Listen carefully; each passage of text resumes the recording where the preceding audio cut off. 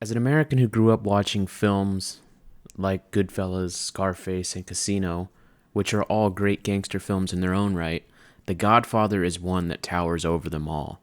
Not only is it unanimously known as one of the best American films ever made, it is also the film that defines the entire genre.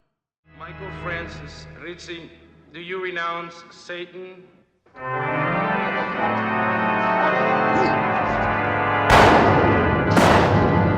do renounce him. But with that in mind, I argue the film's genre is not even gangster at all. It's a family movie. The Corleone family just happens to be the family who runs part of New York City's La Cosa Nostra, and that is a thing that Sarkar also takes to heart. Based on Thackeray, the film follows the Nagre family. Subhash Nagre, played by Amitabh Bachchan, or as everyone in the film calls him, Sarkar, helps facilitate justice. And this won't be justice from the courts, no. This is street justice. That type of old school justice that only a man like Sarkar can deliver. You know, the type of justice where they ambush you outside of a mall and beat you half to death with a weightlifting weight. That type of justice. Sir पे मत मारना जल्दी मर जाएगा पाय तोड़ हाथ तोड़ मत क्या देख रहे हो हाँ कुछ काम नहीं किया चलो अपना काम करो. And right underneath Sarkar in terms of importance in the family are his two sons, Shankar and Vishnu. Shankar is played by Amitabh's son, Abhishek Bachchan, and Vishnu is played by K.K. Menon. The two brothers are complete opposites. At the beginning of the film, Shankar is returning home from studying in the United States with his girlfriend. I love the way that Ram Gopal Varma decides to introduce Shankar at the airport. It's something that we're all familiar with. We've all been picked up at an airport before. And since we're with Pooja, we also get to experience her first interaction with the family. And it's quite an interesting one because she's introduced to Sarkar's men who are wielding machine guns. And it's the way that RGV decides to shoot this scene that makes this moment very impactful. It's this low angle shooting through the gun to see Pooja's reaction to the guns. But also immediately following this, because of the score, because of the camera work, again, RGV really lands home the point of the situation. हाँ बस अभी आई हूँ.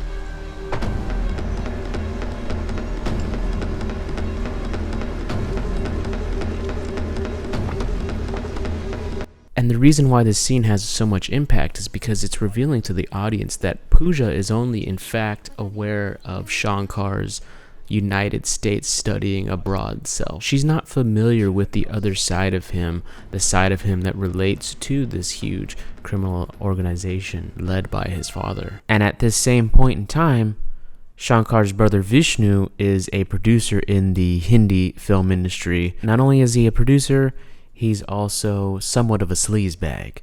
He has a wife at home with a child, but yet still pursues the actresses on set. There's a fantastic scene between Sarkar and Rashid, another Don, in which Rashid is trying to tell Sarkar how business is going to be going. And in fact, Sarkar tells him that's not going to be the case at all, and you're not going to do any of this stuff. It's a huge, powerful moment because Sarkar demonstrates how powerful he in fact is just through his words. देखो रशीद मुझे नहीं मालूम कि तुम मेरे बारे में क्या सुनकर आए हो.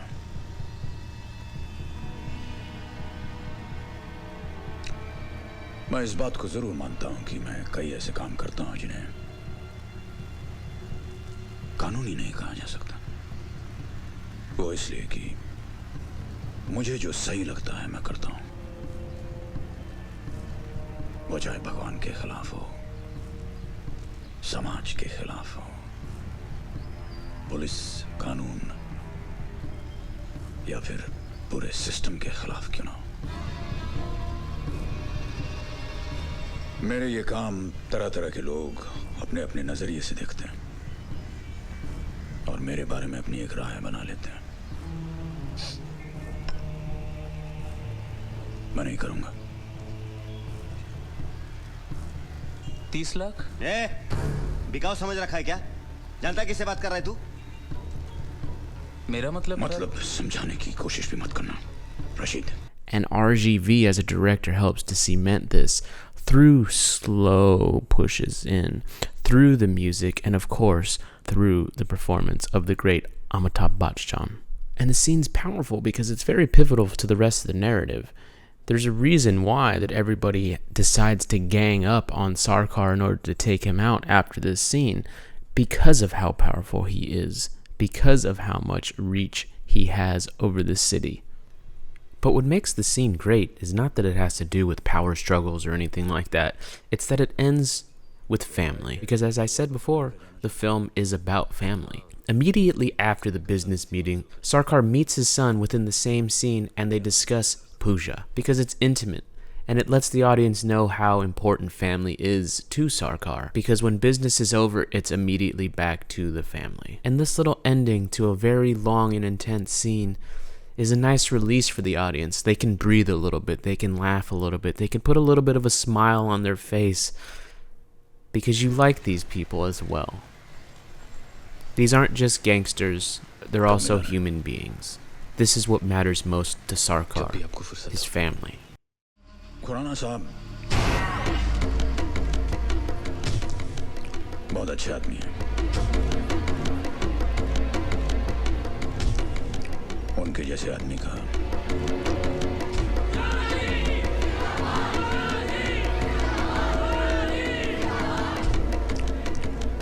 इस दुनिया में रहना बहुत जरूरी है।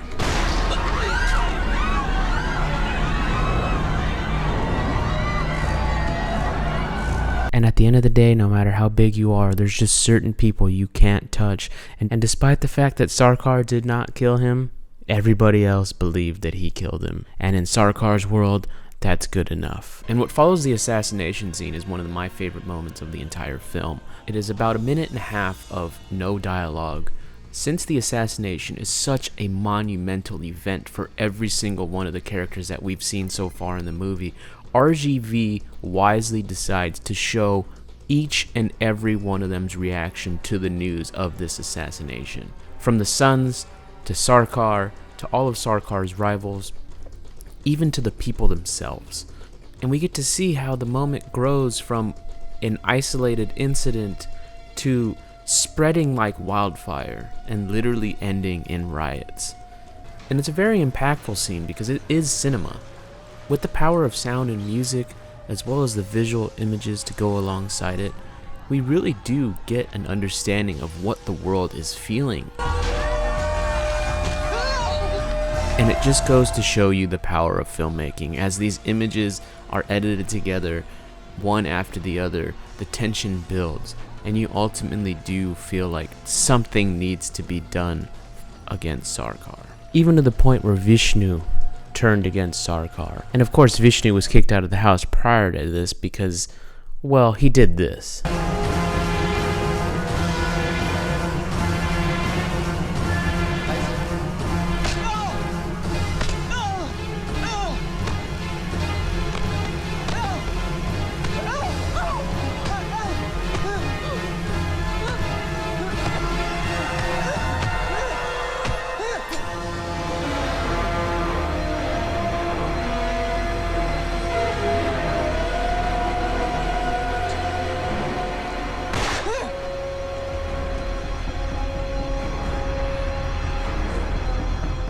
While not an action film, the film does have one major action sequence, and it is an extended chase scene involving Shankar and Rashid's gang who are chasing him down to try to kill him, finally ending with Shankar leaving on the auto. But in fact, the scene doesn't end there because the actual scene is really about how Shankar finds out that Sarkar is being targeted and he's going to be assassinated at the hospital. And there's a fantastic move that RGV does as he pushes the camera in really quickly as the phone call comes in, again heightening the situation, heightening the mood, heightening the intensity. And from here, we cut to the actual prison cell itself, where we find out that no matter what, everyone is too late and Sarkar is shot. Despite the fact that RGV really ramped up the intensity of the scene through the editing, through the camera movements, through the music, we slow down after Sarkar has been shot. And the film breaks into slow motion to really extend that beat out. And that's the beauty of filmmaking. And you can really condense time and make it exciting and thrilling and exhilarating. But when you need to let the film slow down and decompress and last longer than it normally would in real life, you can do so through the power of editing. And that is what RGV does here. And these slow-mo shots up the stairs really make you feel for Shankar because he was too late. And at the very end of the film, we're left with a moment that was never in The Godfather, could never have been in The Godfather. And it's why I stopped comparing this film to The Godfather, because the brothers are at odds with one another, and Vishnu comes to kill his own father at night. And there's a fight amongst the brothers, and it is an extremely powerful moment, because it really lets you know how far off the rails that Vishnu got. And it's never good to turn against your family at any point. And if you needed any more proof that family unity is important to the overall narrative of this film, you need to look no further than the way the film wraps up and ends. Because after the assassination attempt, after the brother tried to kill his own father, fortune seems to switch sides in favor Sarkar as well as Shankar. Shankar's able to take out every single other one of the people involved in this plot against his father.